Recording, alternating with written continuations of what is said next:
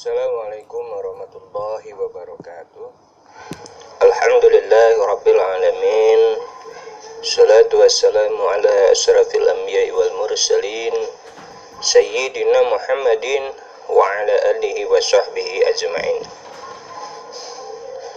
Baiklah, dalam kesempatan hari ini saya akan menyampaikan materi berkaitan dengan pengertian, fungsi, dan tujuan serta aspek microteaching.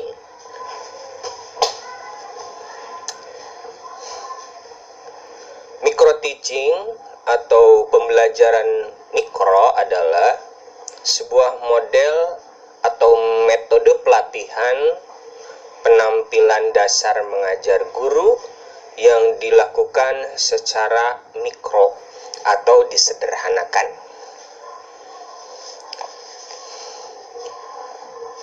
Microteaching adalah suatu metode latihan yang dirancang sedemikian rupa untuk memperbaiki keterampilan mengajar calon guru dan mengembangkan pengalaman profesional guru, khususnya keterampilan mengajar dengan cara menyederhanakan atau memperkecil aspek pembelajaran seperti jumlah murid, waktu pembelajaran, fokus beban ajar, dan membatasi penerapan keterampilan mengajar tertentu sehingga guru dapat diketahui keunggulan dan kelemahannya.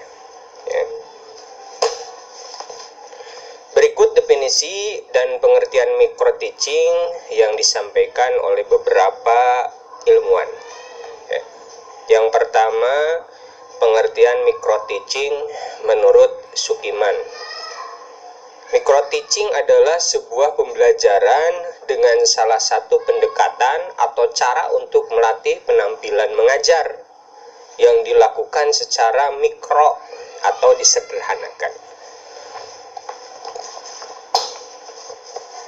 Kedua, menurut Barnawi dan Arifin, microteaching adalah metode yang digunakan di lingkungan pendidikan guru dan lingkungan belajar mengajar lainnya. Itu menurut Barnawi dan Arifin. Kemudian yang ketiga, pengertian microteaching menurut Asri. Microteaching adalah sebuah model pengajaran yang dikecualikan atau disebut juga dengan real teaching. Jumlah peserta berkisar antara 5 sampai 10 orang. Jadi siswanya 5 sampai 10 orang. Nanti kalian bisa mempraktekkan membuat videonya, membuat video tentang ketika kalian mengajar itu. Silakan nanti kondisikan ya, minimal ada 1-2 orang, 2 atau 3 lah, tidak usah 5. Ya. Ada teman yang mengikuti. Kemudian ruang kelasnya terbatas, waktu pelaksanaannya berkisar antara 10 sampai 15 menit. Biasanya kan 45 menit ya. Jadi kalau bikin video kan tidak mungkin 45 menit. Maksimal kalian membuat video 15 menit lah ketika sudah lengkap. Ada pembukaan, ada kegiatan pembelajarannya, dan ada penutupnya ya. Nanti dijelaskan pada pertemuan yang akan datang. Baik para mahasiswa sekalian, ya. Berikutnya adalah fungsi dan tujuan microteaching. Apa fungsi dan apa tujuan microteaching? Ya. Menurut Barnawi dan Arifin, microteaching berfungsi untuk memberikan pengalaman baru dalam belajar mengajar, sedangkan bagi guru, microteaching berfungsi memberi pengayaan, ya, penyegaran keterampilan, dan sebagai sarana umpan balik atas kinerja mengajarnya. Ya, itu adalah menurut Barnawi. Ya.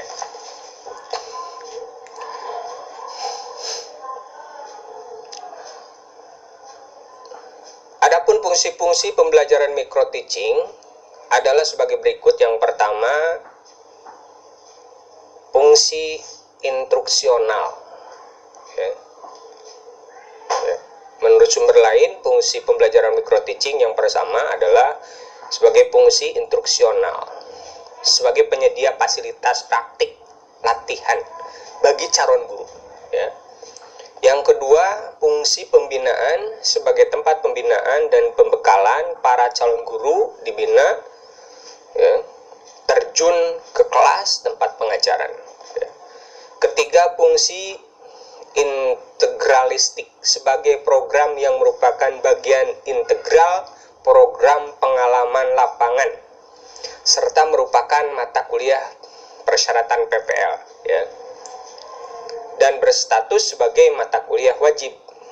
Ya, harus, karena calon guru kan harus praktek ngajar, bukan hanya teori saja. Yang keempat, fungsi eksperimen sebagai bahan uji coba bagi calon guru. Ya. Kemudian yang kelima, peka terhadap fenomena yang terjadi di dalam proses pembelajaran ketika menjadi kolaborator yang mengkritisi teman, ya, yang tampil praktis mengajar. Jadi nanti salah satunya mengajar, yang satunya menjadi penilai, gitu ya, nanti prakteknya. Kemudian siap melakukan kegiatan praktek mengajar di lembaga dan sekolah, ya, supaya peserta didik atau mahasiswa siap untuk mengajar di lembaga. Yang ketujuh, dapat menilai kekurangan yang ada dalam dirinya. Jadi dengan micro-teaching ini kan kita saling menilai, kita akan bisa mengetahui apa sih kekurangan kita. Dan yang kedelapan, sadar sebagaimana membentuk profil pendidik yang baik, ya, ditinjau dari kompetensi. Ya, kalau kita sudah tahu, wah, kita ini kekurangannya ini, ya, maka biasanya kita menyadari akan kekurangan kita. Ya. Kemudian yang kesembilan, penampilan, sikap, dan perilaku. Ya, ini untuk mempersiapkan penampilan, sikap, dan perilaku kita. Baik, berikutnya, menurut Hasibuan, Ibrahim, dan Tumial, ya, tujuan yang diharapkan dari pembelajaran micro-teaching antara lain adalah sebagai berikut. Ini tujuannya, ya, kenapa harus ada micro-teaching. Yang pertama, satu, membantu calon guru atau guru menguasai keterampilan khusus agar dalam latihan tidak mengalami kesulitan. Ya, makanya nanti metodenya harus berbeda, ya. Metode pembelajarannya harus beda antara mahasiswa yang satu dengan mahasiswa yang lain. Yang kedua, meningkatkan taraf kompetensi mengajar bagi calon guru secara bertahap. Kemudian yang ketiga, dalam in-service training bagi guru atau dosen, ya, in-service, ya. Ya. Diharapkan yang bersangkutan bisa menemukan sendiri kekurangannya, ya. Ya, karena dengan sering belajar pasti akan menemukan kekurangan. Yang keempat, memberi kemungkinan dalam latihan pembelajaran mikro agar calon guru atau guru, ya, menguasai keterampilan khusus mengajar. Ya. Dan yang terakhir, sebagai penunjang usaha peningkatan keterampilan, kemampuan, serta efektivitas dan efisiensi penampilan calon guru atau guru dalam proses pembelajaran. Berikutnya adalah aspek-aspek dalam micro-teaching. Ya, yang pertama ada aspek keterampilan membuka dan menutup pelajaran. Nah, itu harus dipelajari, ya. Satu, kemampuan membuka dan menutup pembelajaran. Biasanya dibuka, baiklah anak-anakku sekalian, kita mulai pembelajaran dengan pembacaan basmalah misalkan. Ya, itu pertama-tama kali, ya. Guru PAI wajib mengajak untuk berdoa. Dan menutup, ya, dibuka dengan doa, ditutup juga dengan doa.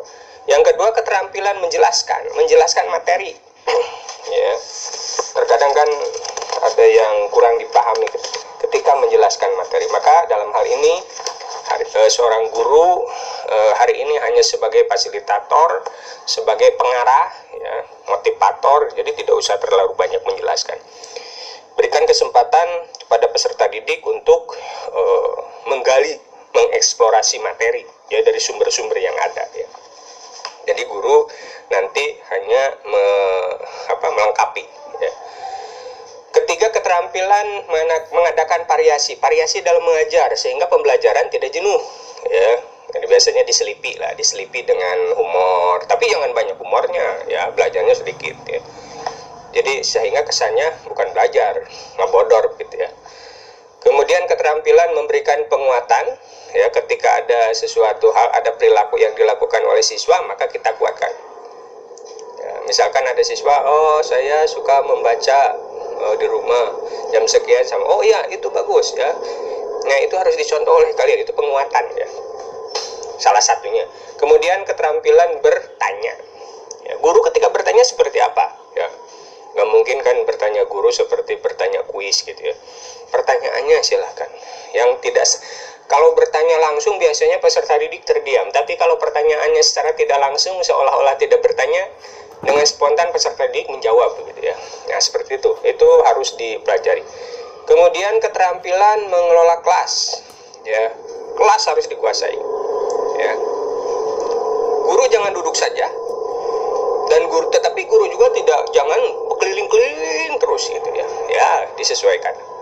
Kemudian kemampuan mengajar kelompok kecil dan perorangan. Nah, ini biasanya kayak privat gitu kan, beda ya, kelompok kecil. Baik, para mahasiswa, rupanya untuk prolog dari saya dicukupkan sekian. Selanjutnya silakan oleh kalian dipelajari berkaitan dengan materi micro teaching ini. Ya. Mudah-mudahan apa yang saya sampaikan ada gambaran, menjadi gambaran dan ada manfaatnya. Sekian, Assalamualaikum warahmatullahi wabarakatuh.